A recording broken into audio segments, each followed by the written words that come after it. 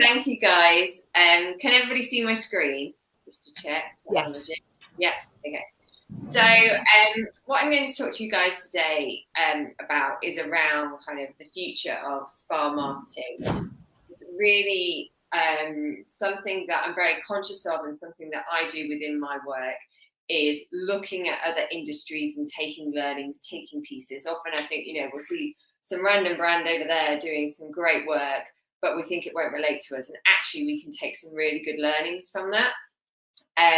So just to quickly introduce myself. So as I said, I'm formerly marketing director at Champneys Spas.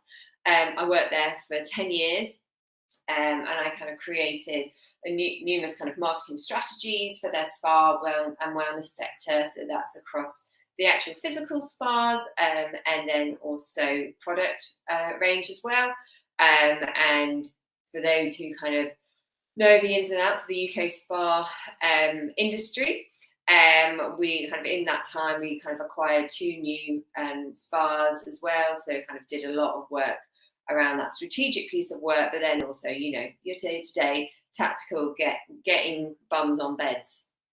I'm now a fractional marketing director. So yesterday was officially my 1-year anniversary of running my own business, which is very exciting. And so I'm now basically a fractional marketing director. So I work for a number of different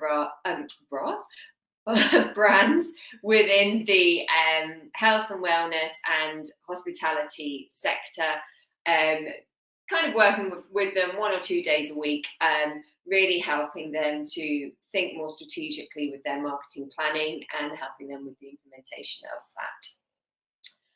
So purpose of today, so we're going to look at those kind of key trends that are shaping marketing overall within spa, but then also kind of beyond. And so there is a real kind of evolution in the last few years in terms of that spa landscape. A number of and it's really driven by our customers and what they're expecting from us. Gone are the days of just coming and having a relaxation, which still people want to do, but they're looking at it in a slightly different viewpoint. They want that holistic well-being and personalized experiences as well, which I will touch on. Personalized is kind of a real key word nowadays within marketing. But we need to make sure that we are staying relevant and we are listening to our customers. So based on kind of where your target market might be, there's obviously different types of customers have different types of needs, but really kind of making sure that we're listening to what their needs are and we are embracing them and also embracing innovation. So just as like a top line thing, so Aman Resorts, so they have really kind of pioneered those wellness trends worldwide with the use of their local culture for their individual resorts, but bringing in that luxurious feeling. So they've done a really good job of bringing in that wellness side of things rather than it just being about spa. Obviously, though, we don't all have these behind a budget and we don't all have these types of customers. So it's really important that we can take elements of this and kind of utilize it within our target. But it's really kind of about making sure that you're thinking about who your customer is within kind of what your budget might be. So cross-industry marketing insights. So these are some real kind of key interesting things that I want to pull out, and really kind of what I'd like you to do during this session is you guys really have a think about how this relates to you and your business and your brand, and how you can kind of take learning from that. So AI, obviously everybody's talking about AI. And there are some elements within AI that are really kind of vital for your business. There's obviously elements from a kind of a logistical point of view, but also from a brand side. And the real kind of key thing that comes out with AI from our point of view is around personalisation. So brands like Amazon, like Netflix, they've utilised AI to be able to recommend products, services, content which relates to you. So it brings you a completely tailored experience based on your preferences, based on what kind of things you do.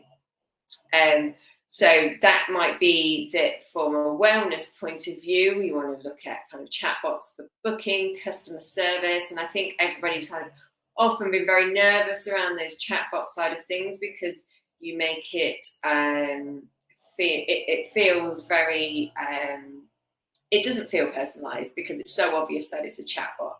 But I think it's about being authentic with your customers. So it's not you lying to your customers and pretending this person's called Sally, and actually it's a chatbot in the background, and actually there's some new rulings that have come in that stop businesses from doing that. It's about being authentic and kind of, making sure that you have that as an offering so people can get answers, get them quickly, but then they're also able to talk to a real person if need be. And it helps that they can, if they've got customer queries, because often, it's the same customer queries again and again and again. So how can you utilize these different chatbots? And there's a number of different businesses out there that can support you with that. I do really kind of recommend it as being a place that you would look to invest, and it's not as stupidly expensive as you would think. So I don't know if this is going to play, but Starbucks have used, obviously have huge budgets, but they have utilized AI to help present perfect pairings of their products on store. So let me see whether this plays and whether you can. One of the things that's so exciting to see is the software engineers at Starbucks, their ambition to completely incorporate digital throughout. Blockchain and sustainability, IoT and the coffee machines, as well as AI. Today we'd like to show you some of the exciting things we've been doing in our labs and in our stores. As all of you know, Starbucks is all about human connection, and we love the experience of our customers in our stores with our baristas. But technology is playing a bigger and bigger role in those interactions.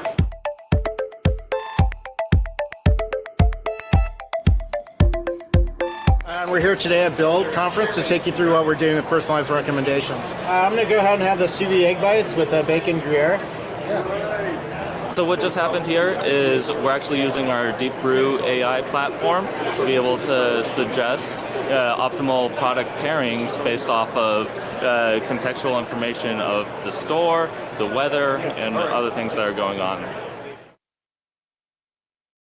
So, like you said there, even just AI can look at the weather forecast, predict, right, because of the weather forecast, we're going to be upping the pairings of iced coffees with whatever pastry it is, and be able to offer that as the perfect serving. So really, like from our point of view, if we think about when we're within spas, what treatments are more popular on certain days, certain times of the year, whatever it might be, how could we pair them up with other elements that maybe we're offering in the cafe, or maybe I've got in the store? Like, how can we utilize this technology to really make it work for us?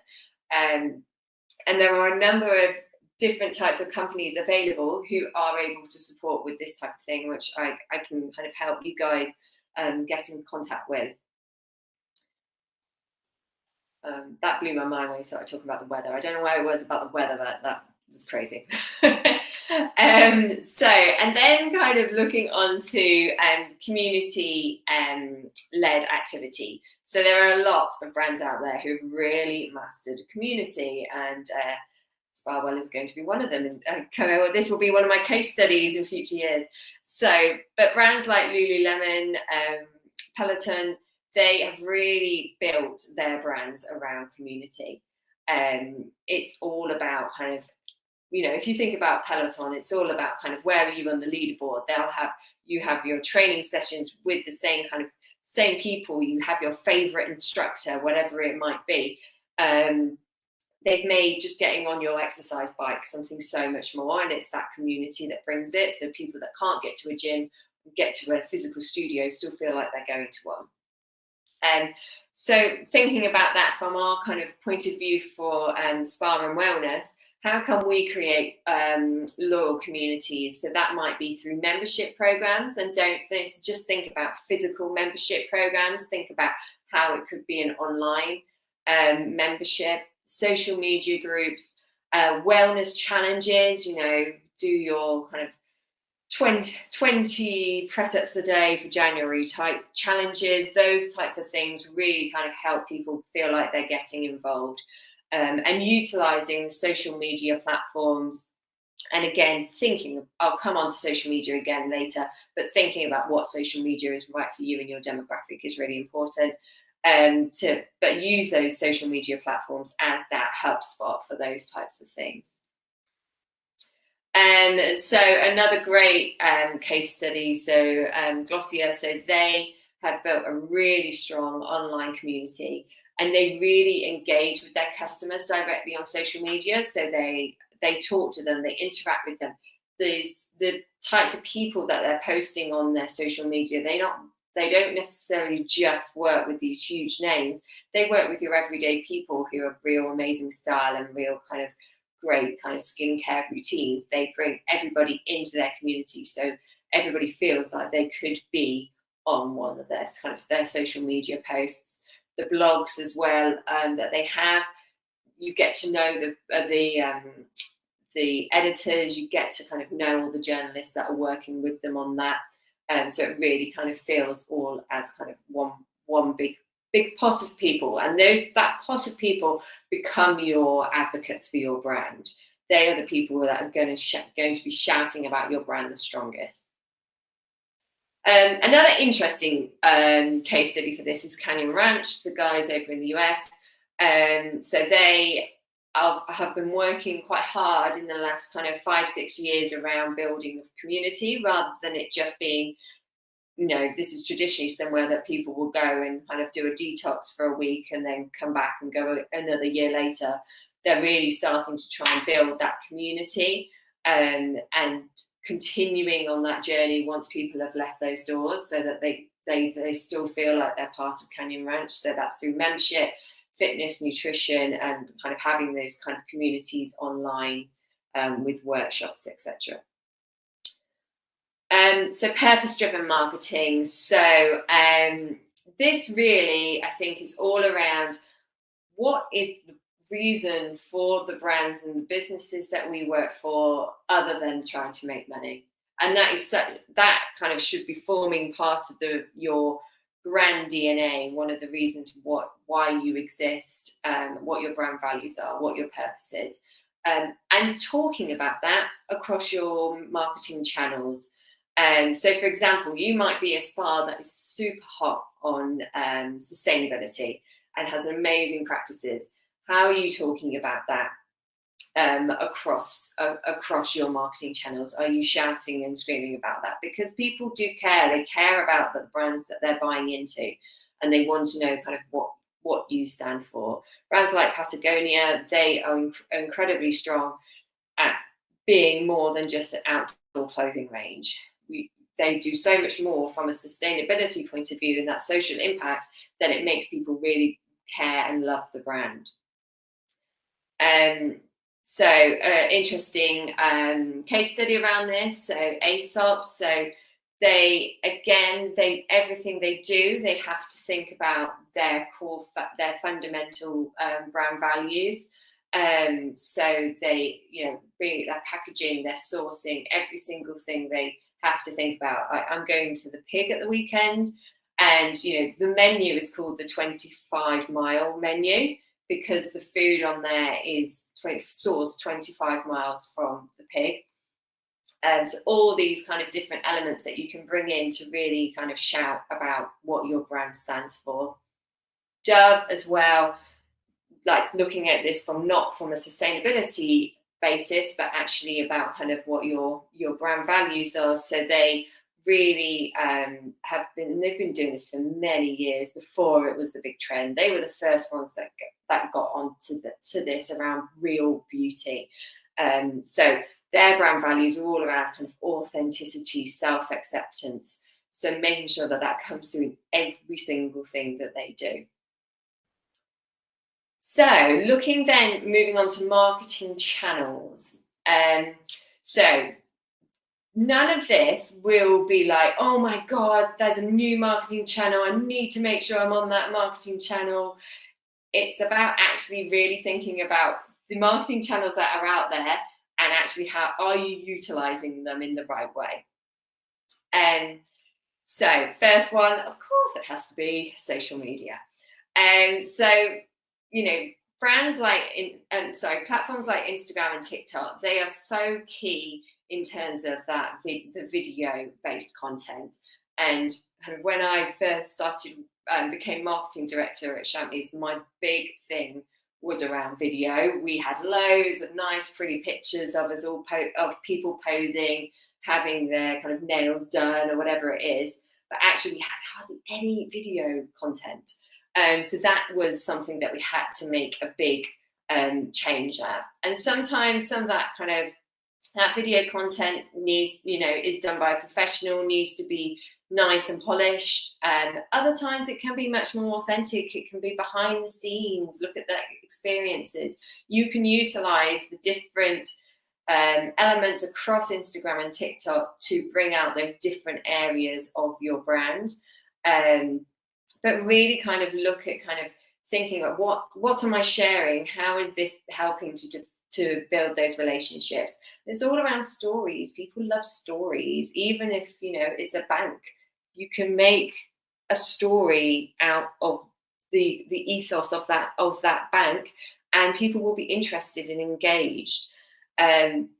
Collaborating with influencers as well is still as important as ever, in terms of making sure that you're collaborating with the right influencers, again, which I'll come on into it with a minute, but also they can help you create that content. So it doesn't have to be just solely you guys going around with your iPhone. So some great case studies for this. So Gymshark, I'm not in their target demographic, so I had to do a big search on this, but they are amazing at using kind of Instagram stories, TikTok, to really showcase their brand. And their tactic that they've done is, rather than go really down those huge influencer route, it's all about kind of real people. It's all about real people using their products and creating that community, which we already kind of touched on. Going on to email. So again, email should be where the keyword is personalisation. So there is technology now in place which is affordable, where we are able to create automated personalized emails, which really kind of help to maintain client engagement. So you can segment based on where your audience is from a demographic point of view, but also kind of where they are in your journey. Are they kind of relatively new signups? They can kind of receive one form of communication. You can do, and then you can kind of do kind of those that have been loving your brand for many, many years. You can do a different type of messaging for that. So I implemented a new CRM system a few years ago, and the thing that I hated more than anything is that we were just sending out a blanket email with our £99 spa day to somebody who probably just spent 500 quid with us on a spa night. And it's like, actually, why are we selling them like the cheap ones when we should be giving them a different message? So it allows you to really kind of hone in on the certain types of people that you want to target at that particular time. Post-visit follow-up emails as well are really important. Reinforce those positive experiences. Give them feedback. If they've given you kind of a positive feedback, encourage them then to kind of give you a TripAdvisor or a Google review, to really kind of make sure that they are shouting about all the good things that they experience with you guys. Sharing tips and tailored content. So this again is something that we often forget. We're trying to just kind of sell, but actually give them a reason why they want to kind of open your email and really read about it. So kind of, you know, talking about your skincare routines, talking about sustainability elements that you've got coming up, whatever it might be. And then of course have those kind of exclusive offers and updates to encourage them to keep coming back again and again. So Airbnb are amazing at doing this. They are very, very good at kind of really making, you're not just booking a cottage, you're booking your experience. And so they make that very clear across their whole kind of emails. So they will do, like at the end of the year, you might have done a few different pieces of activity, a few different holidays with them. They will kind of give you a roundup, remind you how amazing time you had in all these different places. Sadly, this is not an example of my email I received. I haven't sadly been to New York, San Francisco, Montreal and Paris this year. But what kind of making it more than it's just about selling. And then they'll encourage you, they'll know when they've seen on the app that you've been looking at a certain area, they will encourage you to kind of keep looking. They'll show you those examples, encourage you to have add-ons, whatever it might be. Okay, so paid digital advertising. So this again is very good at helping you be targeted, so you're smart with your money. Gone are the days where you just have to put an advert out in a newspaper and you know that it will only be relevant to about 5% of people that see it.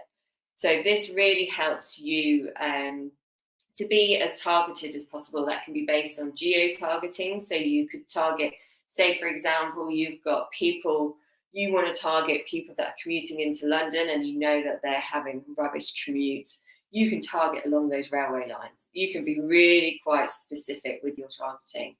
And based on that kind of their browsing and their purchasing behaviours. And you can, of course, kind of follow that and you can understand what the ROI is on that more than kind of any other advertising out there. So, for example, Nike, they do geo-targeting ads. They did it across Snapchat and they did it to kind of drive near kind of local stores. They would Snapchat advertising to this target audience, of which I'm not one, and they with kind of the drop of their new sneaker, as they call it, to kind of get people to coming in. So, and then onto influencers. So I think a lot of the mistake that people make with influencers is they want to work with an influencer and that all they've got to go on is, oh, well, how many followers does that person have? If you're just kind of looking at how many followers they have, you might be missing out on some amazing influencers. There are a number of case studies that show that actually micro influencers, so those with quite small following, are actually much better to work with for your brand because their followers are much more engaged with them versus those people that have, you know, 1 million plus followers. And they're much more able to do endorsements. They might be more open to doing contras. So it's really important to kind of have a look at your options when it comes to influencers to make sure that you're finding the right ones that fit for your brand. Again, finding people that local influencers to you that have that strong local connection. There's a number of different influencers who really kind of champion where they live. So building relationships with them will allow you to then build relationships with other people within the local community. And also making sure that it's authentic content. So they're showing kind of their real experience. They are engaging with influencers at events. So you can potentially do events where you have a number of different influencers there, and you can kind of have a partnership in place where they are bringing in their followers to that event, whatever it might be. But there are those real kind of opportunities to use their followers as leverage to kind of get them in. So on a big scale, so Fabletics are great at doing collaborations with fitness influencers. They're basically, their whole kind of ethos is around kind of working with influencers rather than kind of going down the celebrity line, and it means that they have a really nice variation of different types of people across all their advertising, which again I think is really strong and really has worked really well across Spa, because it means that you can showcase people of lots of different types of people having an amazing time at Spa or using your products. So content marketing. So again, this is used across a number of different channels. So you'd use this across social media, but also across other elements as well. So creating content, it's all around kind of showing the journey and showing whoever kind of you're working with on that, showing that story. Real life stories really resonate with people. So for example, it might be you want to work with a charity, and you can show that real life story of working with that charity. And if you're doing a fundraiser, show the next step of that, rather than just, oh look, we raised this much money. Okay, what's the next step? So how can we help really show that story and that of why you're working with that charity or why you're working with that brand. Incorporate those kind of expert insights to add credibility. So if you have experts that are, you guys are probably the experts, or experts that work within your company, get them to be sharing that content. People want to learn. You've got to give people value to get something back from them, and use that across all of your channels. I think a lot of people think they have to create a huge amount of effort into going to make their social media content, but actually you can use that social media content across your email, across your blog, across every single touch point, just in slightly different ways, and that helps it be consistent as well. So, I mean, Red Bull are the champions of this. They have been doing this forever. Around kind of that storytelling side of things, and kind of when I was pulling this presentation together, I was trying to think about a brand who are amazing at creating content, and I realized that when I kind of went across their website, they actually do a number of short films around kind of all around extreme sports and adventure, and so it really shows that they've invested into that area. They know that works for them, and they're creating content that really doesn't have much at all to do with Red Bull, but Red Bull is that underlayer. Red Bull is the reason kind of why these people are able to do what they can do, and so it helps people associate Red Bull in that area. Okay, so kind of strategic recommendations going forwards. So stay adaptable. So make sure that you're looking at all the different kind of marketing pieces that you're seeing out there. What learnings can you take from that?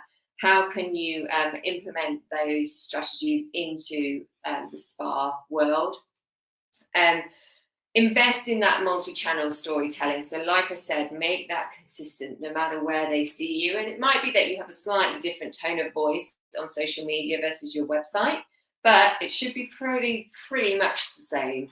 You might be slightly more relaxed, but overarching, everything should be consistent, and create that community-driven approach. So what can you do when you log off today? What can you do to really help drive a community of lasting client relationships? Because that's really where you will start to see people have they're genuinely caring about your brand.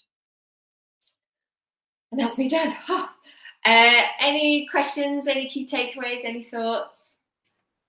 Brilliant, Emily. Thank you. Oh, you're welcome.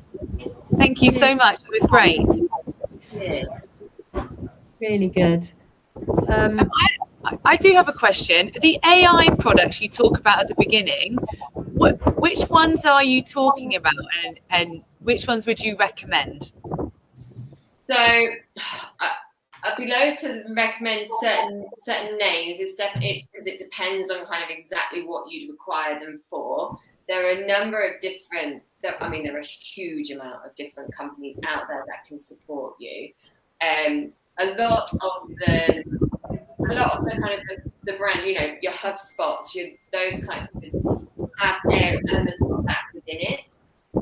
So depending on what technologies or systems you might already have in place, it might be that you can kind of lean on that. I've been working with a company around implementing this across WhatsApp. So it's actually relatively cheap to do. It just because it's utilizing the WhatsApp technology, but it's kind of bringing that kind of AI chatbot into it. But yeah, it depends on what your business needs are. I think it's just about. I think there's a lot of fear around AI, and there's a lot of assumption that AI is ChatGPT, and it's actually about kind of making sure that we kind of are aware of all the other opportunities out there. Yeah.